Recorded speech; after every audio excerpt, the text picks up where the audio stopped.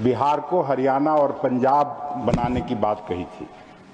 बिहार को 1,80,000 करोड़ का पैकेज देने का बात किया था। आज भी उस पैकेज का बिहार का लोग बाट जो रहा है कि वो पैकेज कहां गया।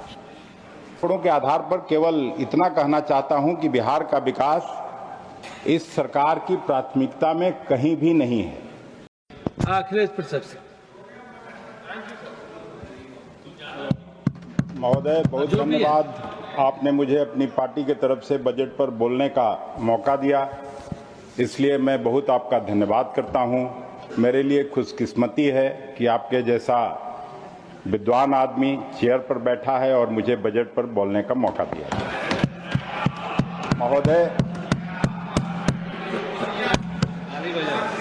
महोदय, वित्त मंत्री जी का इस बार का जो बजट भाषण था उसको मीडिया में और सब जगह ऐसे पेश किया गया जैसे बिहार को बहुत बड़ी सौगात मिली।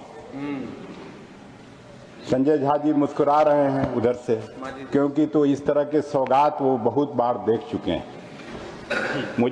मेरे लिए गौरव की बात है कि एक बिहार के पूर्व मुख्यमंत्री और देश के सरकार में अभी मंत्री के रूप में काम कर रहे आदरणीय जीतन राम मांझी जी भी इस सदन में मौजूद हैं और बिहार के दुख दर्द का मैं उनसे साझा करना चाहता हूं कि बिहार क्या था और किस तरह से सिस्टमेटिक नेग्लेक्ट बिहार हुआ है, उसकी चर्चा मैं यहां करना चाहता हूं आपके माध्यम से। महोदय, 2000 में मैं बिहार विधानसभा का सदस्य था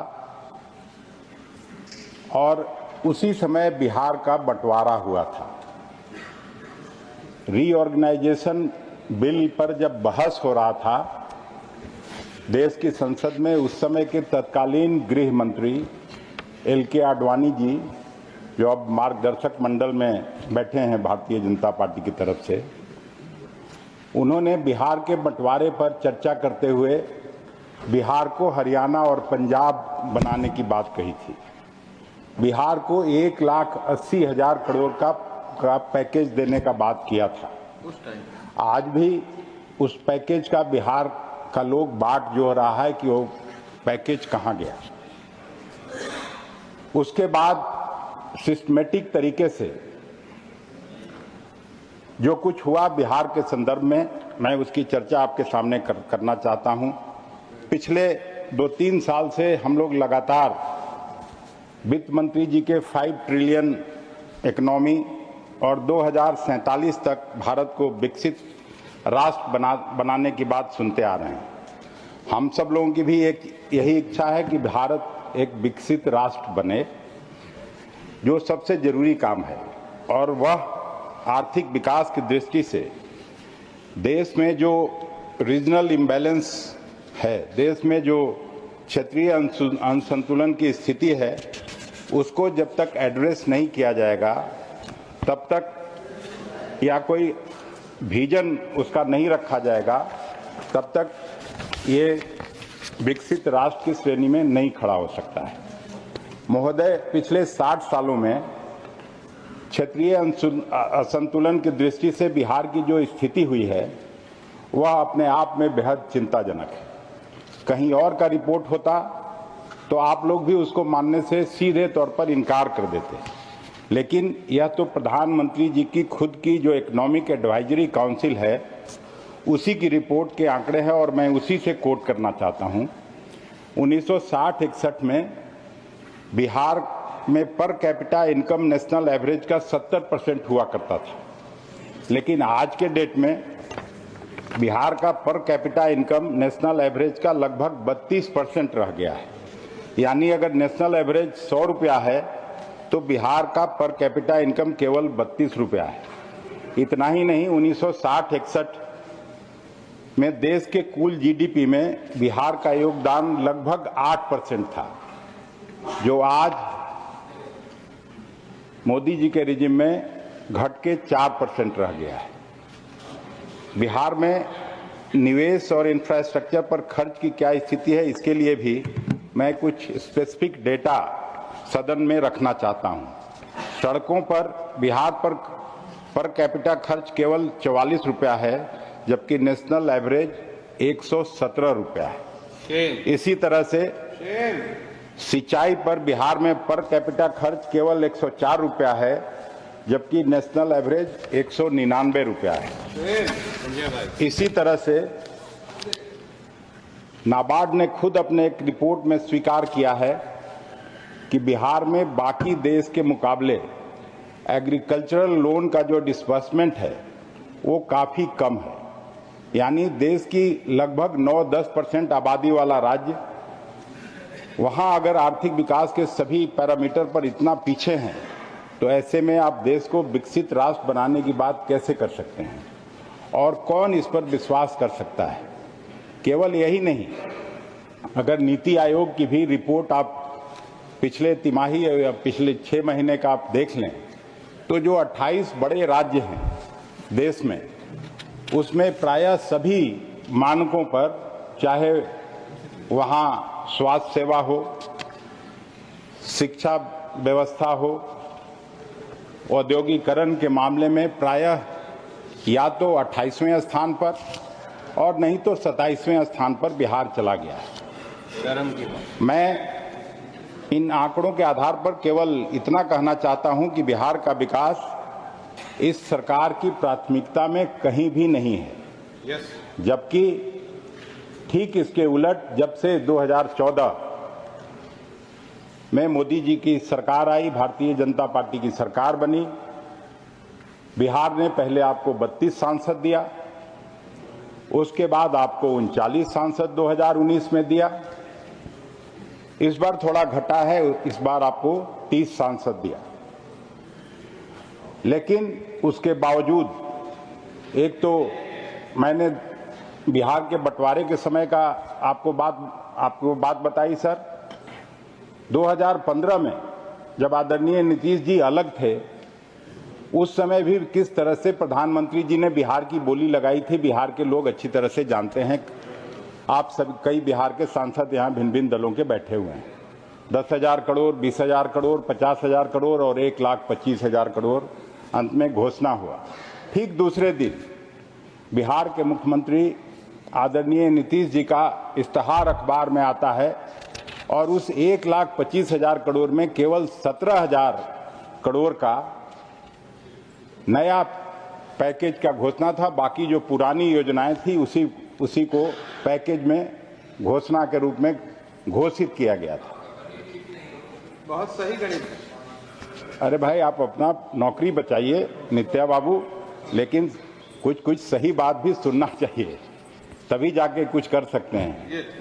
मंत्री पहले भी थे बिहार के, हम लोग भी मंत्री थे, लेकिन उसमें लगता था, एक धमक थी, दिल्ली की सरकार में हनक थी, जो आज तो कोई जानता ही नहीं है कि कौन कौन मंत्री हैं।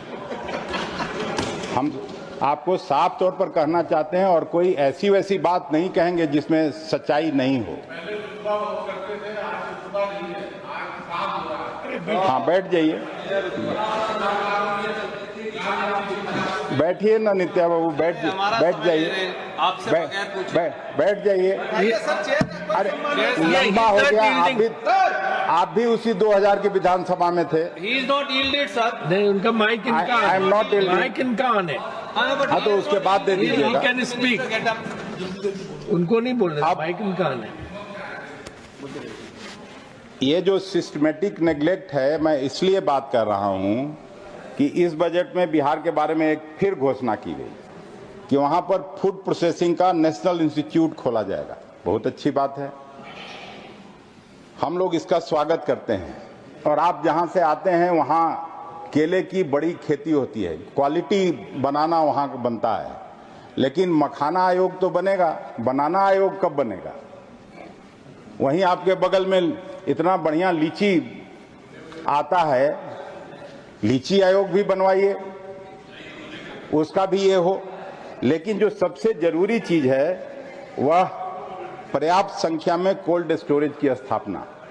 और पिछले साल से, पिछली सरकार से, उस समय भी पारस जी फूड प्रोसेसिंग के मिनिस्टर थे, स्वर्गीय रामविलास पासवान जी के भाई, अभी उनके सुपुत्र चिराग पासवान जी उसी विभाग के मंत्री हैं, लेकिन बिहार में दूसरे राज्यों की तुलना में कोल्ड स्टोरेज की क्या स्थिति है, इसके लिए भी मैं एक दो आंकड़ा आपको बताना चाहता हूं। शर्म से सिर झुकना चाहिए कि क्या बिहार के साथ हो रहा है। लोकसभा में 11 अगस्त 2023 को एक अनस्टार्ड क्वेश्चन के जवाब में कृषि मंत्रालय ने जो आंकड़ा दिया, एक मिनट सर उसके सुनिए ना, अनुसार बिहार में आप भी जवाब दे, आपका नंबर आएगा तब आप कोल्ड जवाब स्टोरेज दीजिएगा। की संख्या है 313, जबकि अकेले गुजरात में 1000 से ज्यादा कोल्ड स्टोरेज है। शर्म करो। और उत्तर प्रदेश में कोल्ड स्टोरेज की संख्या लगभग 2500 है। अब एक तरफ तो आप लंबी लंबी घोषणा करते हैं, दूसरी तरफ जो जमीनी हकीकत है और उसमें जितना आप पैसा दे रहे हैं बिहार को, उसके लिए भी मैं एक आंकड़ा और आपको बता देना चाहता हूं। फूड प्रोसेसिंग मंत्रालय कोल्ड स्टोरेज की स्थापना के लिए राज्यों को जो आर्थिक मदद देता है, उसमें बिहार को 2021-22 में मिला 33 करोड़ रुपया, 2022-23 में मिला फिर से 33 करोड़ रुपया, और 2023-24 में यह राशि घट के हो गई 32 करोड़ रुपया। तो यह तो है आपके कथनी और करनी में फर्क, इसको समझना चाहिए। अब देखते हैं कि पहले जो घोषणाएं आप लोगों ने की है, आदरणीय रविशंकर जी प्रसाद जी जब आईटी मिनिस्टर थे तो उन्होंने बड़े जोर शोर से कहा था कि बिहार में बेंगलुरु और हैदराबाद की तरह आईटी पार्क स्थापित करेंगे और इलेक्ट्रॉनिक क्लस्टर खोले जाएंगे। 10 साल बीत गया, लेकिन मेरे ख्याल में एक कॉल सेंटर भी बिहार में स्थापित नहीं हुआ। अब चीनी मिल की बात कर लेते हैं। यहीं 1960, 61, 62 जब आदरणीय मांझी जी उस समय कांग्रेस पार्टी में काम करते थे, तो उसी बिहार में 27% चीनी बिहार नेशनल किटी में देने का काम करता था। और अभी डबल इंजन की जब सरकार है तो अब वो घट के 2% से भी नीचे चली गई। प्रधानमंत्री जी एक बार मोतिहारी गए और चुनाव के समय में, अभी जैसे बजट आया है, बिहार बिहार हो रहा है, बिहार में बाहर फिर से आ रहा है, तो उसी तरह से वहां एक सभा को संबोधित करते हुए उन्होंने कहा कि अगली बार जब मैं आऊंगा इस बंद चीनी मिल के चिमनी से धुआं निकलता रहेगा और इसी चीनी मिल के चीनी से मैं आप लोगों के साथ बैठकर चाय पीऊंगा। आज भी वो चीनी मिल उसी स्थिति में है, कोई चीनी मिल खुला नहीं, कि कोई बंद चीनी मिल के चिमनी से धुआं निकल नहीं रहा है। तो ये स्थिति, इसलिए मैं कह रहा हूं कि बिहार को एक सिस्टमेटिक नेग्लेक्ट करने की जो आपकी राजनीतिक साजिश है, केवल वोट लेना है वहां के लोगों का और फिर बिहार को पिछड़ेपन का शिकार बना के रखना है।